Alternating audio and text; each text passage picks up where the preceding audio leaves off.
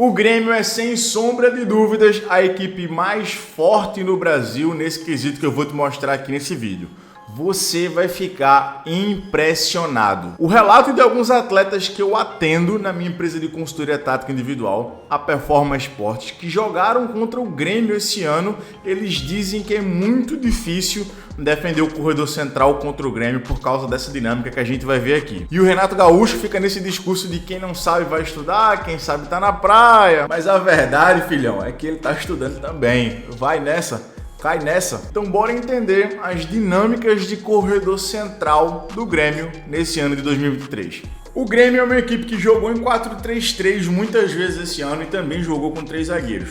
Muita dinâmica de corredor central, muita troca entre lateral e extremo, ora o extremo por dentro e o lateral por fora. Ora, o lateral por dentro e o extremo por fora. Isso tudo com o objetivo de fazer superioridade no corredor central e assim, com linhas de passes mais curtas, mais próximas, conseguir ali fazer essa vantagem nesse espaço do campo. Então, essa é a estrutura inicial do Grêmio, um 4-3-3, né? Vamos colocar assim. O 11 inicial do Grêmio variou muito no ano. O Renato mexeu muito na equipe, mas eu peguei aqui 11, que eu acho que se fosse uma final de Libertadores, talvez ele entrasse com essa equipe aqui.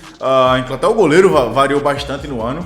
E o Grêmio joga nesse 4-3-3 aqui como padrão, né? Tem também uma equipe que joga com 3 zagueiros, tem uma variação para 3 zagueiros que jogou, inclusive iniciou muitos jogos no ano, mas vamos adotar esse 4-3-3 aqui como padrão.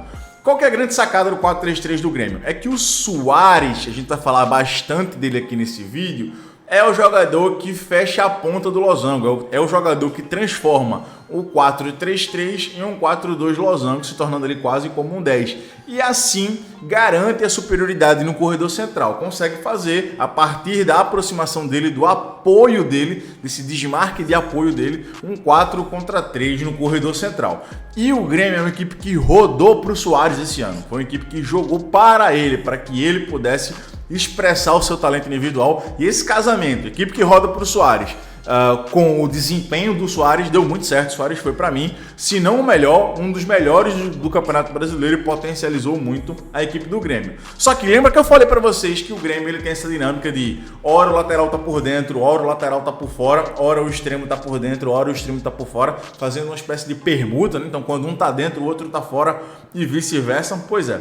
Isso, essa garantia de que essa permuta faz com que o Grêmio tenha sempre superioridade no corredor central. Faz com que o Grêmio, quando enfrente, por exemplo, equipes que defendem com 4 corredor central, ele tenha sempre essa relação de 6 contra 4, de 5 contra 4, porque sempre garante que tem um jogador ali do corredor central, principalmente os extremos, né? Laterais mais por fora. O Reinaldo conseguiu ser muito efetivo esse ano, né? Passando muito por fora.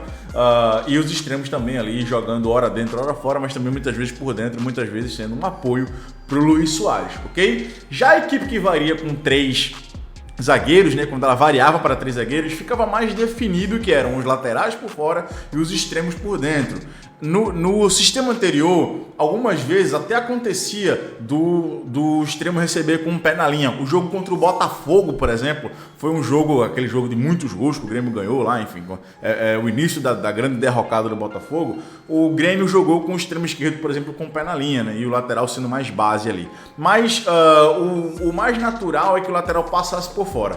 Quando joga com 3 zagueiros, os laterais do Grêmio já passam por fora, isso já fica definido. A menos troca, a menos permuta, e os laterais conseguem ser mais jogadores de pé na linha e os extremos jogadores mais de superioridade no corredor central. Qual que é a sacada aqui? Quando eu jogo com 3 zagueiros, eu perco um jogador no meio campo, né? Então um dos volantes ali vai, entre aspas, se tornar zagueiro para fazer 3 zagueiros. Não é isso que acontece na prática, né? Porque ele troca um volante por um zagueiro propriamente. O Bruno Vini era muitas vezes esse jogador do centro dos 3 zagueiros, mas ele faz uma adaptação ali que ele perde um jogador no meio de campo.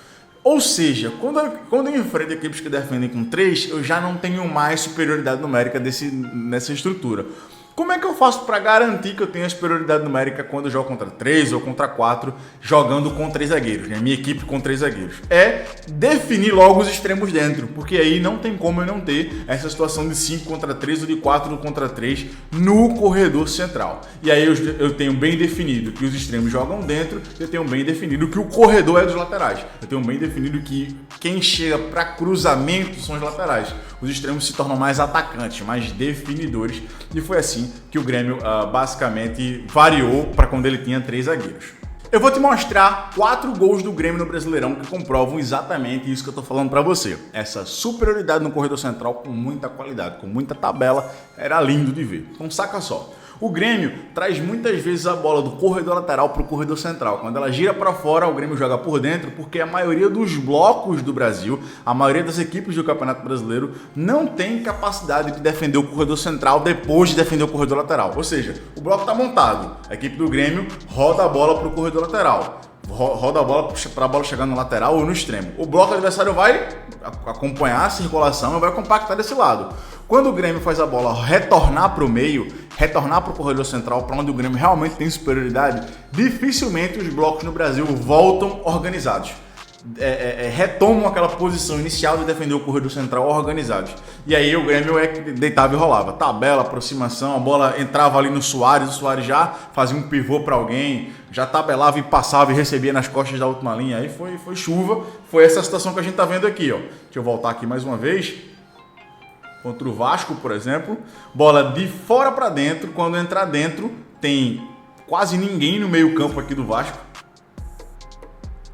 Ó, e aí vai ter o Suárez de frente pro gol. E se o Suárez quisesse tabela, se ele não quisesse arriscar a finalização dali, ele tinha 3 opções dentro da área do Vasco. Então, uma equipe com muita tabela, muita superioridade no corredor central, muita utilização do Suárez em apoio, em pivô. E olha o passo que o Suárez vai descolar. E aí é o que eu tô falando, um time que rodava pro Suárez e o Suárez ajudava a equipe pela qualidade que ele tem. Olha esse gol contra o Botafogo também. A bola roda para fora, passe para fora, para depois rodar de fora para dentro e encontrar esses espaços vazios aqui da desorganização do Botafogo depois de defender o corredor lateral. E aí, meu filho, um abraço, né? Olha como o Grêmio abdica de ter jogador na amplitude para ter jogador por dentro, para ter mais linhas de passe para essa tabela, para essa aproximação por dentro, ok? Bom, muito fera esse gol do Grêmio. E para mim, um dos gols mais bonitos que teve no Brasileirão esse ano foi esse gol contra o Botafogo. Olha a quantidade de linha de passe que o Suárez vai ter. Suárez mais uma vez baixando em apoio. Olha quantas linhas de passe ele teria no corredor central aqui. 1, 2, 3, 4, 5 linhas de passes. Ele acha uma delas, tabela, sai na cara do gol, caixa. Então foi muito difícil enfrentar esse Grêmio, era muito difícil enfrentar esse Grêmio em 2023. Qual que é a grande dificuldade do Grêmio agora? É entender como a sua equipe vai acontecer, como ela vai rodar sem essa peça fundamental que era o Suárez. Esse é o desafio do Grêmio para 2024. Eu estou muito curioso como o Renato Gaúcho vai resolver esse problema.